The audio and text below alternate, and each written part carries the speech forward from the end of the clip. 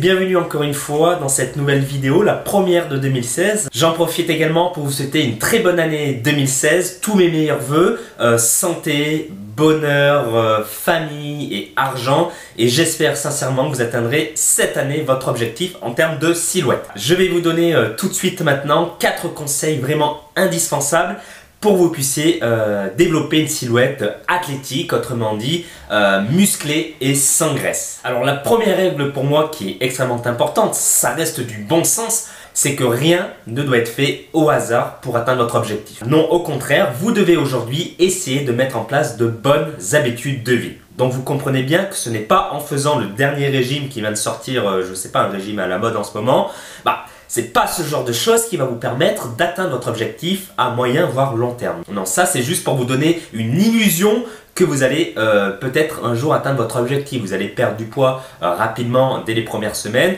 mais ensuite vous allez rentrer dans une phase de stagnation. Donc au final, vous n'atteindrez jamais votre objectif. Puis je vais vous donner un autre conseil qui a très bien marché pour moi ainsi qu'avec mes élèves. Je vous conseille de vous fixer un objectif à moyen terme, par exemple un objectif tous les 3 mois. Par exemple, si vous avez un tour de taille qui fait 90 cm, eh bien, vous vous dites dans 3 mois, vous aimerez avoir un tour de taille qui en fait plus que 85. C'est un exemple. Mais si votre objectif par exemple est d'avoir un tour de taille qui fait 75 cm, ça peut vraiment être démotivant parce que vous allez voir que vous n'allez pas y arriver en seulement quelques jours, voire quelques semaines. Non, c'est quelque chose qui prend un peu de temps, surtout si vous voulez garder une silhouette athlétique et sans graisse sur le long terme. Voilà, donc vous l'aurez compris, vous fixer des micro-objectifs vous permettra de ne pas vous décourager, chose qui arrive malheureusement très souvent. Voilà, la deuxième règle importante que je vais vous dire, c'est de vous fixer un programme alimentaire et de vous y tenir. Alors aujourd'hui, vous avez sûrement déjà entendu que l'alimentation, c'est quelque chose qui est la plus importante à maîtriser pour atteindre votre objectif, que ça soit pour perdre de la graisse ou prendre du muscle. Alors comment savoir si vous avez un bon programme? Déjà dans un premier temps, c'est d'avoir un programme qui respecte la santé de votre corps, donc c'est-à-dire qui est équilibré. Si on vous dit de supprimer par exemple les protéines ou encore les lipides dans votre programme pendant un mois, oubliez, parce que c'est pas ce qui va vous permettre d'atteindre votre objectif et au contraire ça va vous fatiguer et ça va vraiment avoir une influence néfaste sur votre santé. Ensuite, vous devez avoir un programme, un plan alimentaire personnalisé à votre profil et ajusté à votre objectif, que ce soit pour prendre du muscle ou perdre de la graisse. Et surtout, le plus important, adapté à vos goûts. Alors comment construire votre propre plan alimentaire?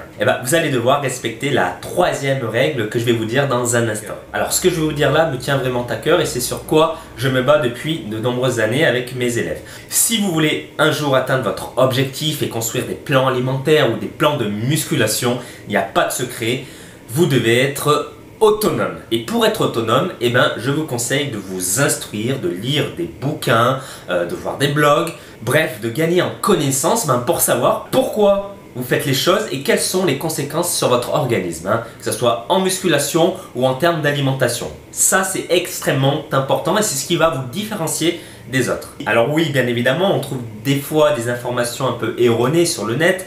Donc je vous conseille vraiment de prendre du recul par rapport à ce que vous lisez ou apprenez. Je vous conseille même de vous faire votre propre avis et de tester. Quoi qu'il en soit, n'ayez pas peur de faire des erreurs. On en a tous fait.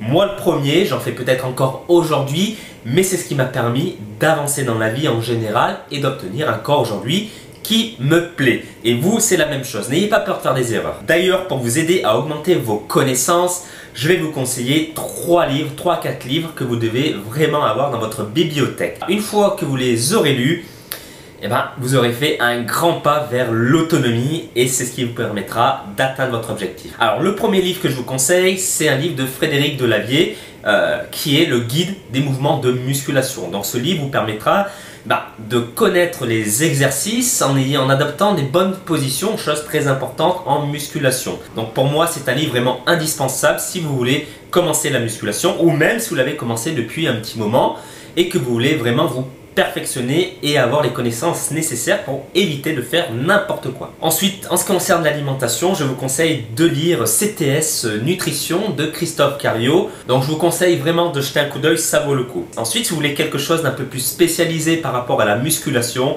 eh ben, je vous conseille un livre qui est sorti il n'y a pas très longtemps. Et ce livre, c'est Diététique de la musculation. Donc c'était une bonne surprise.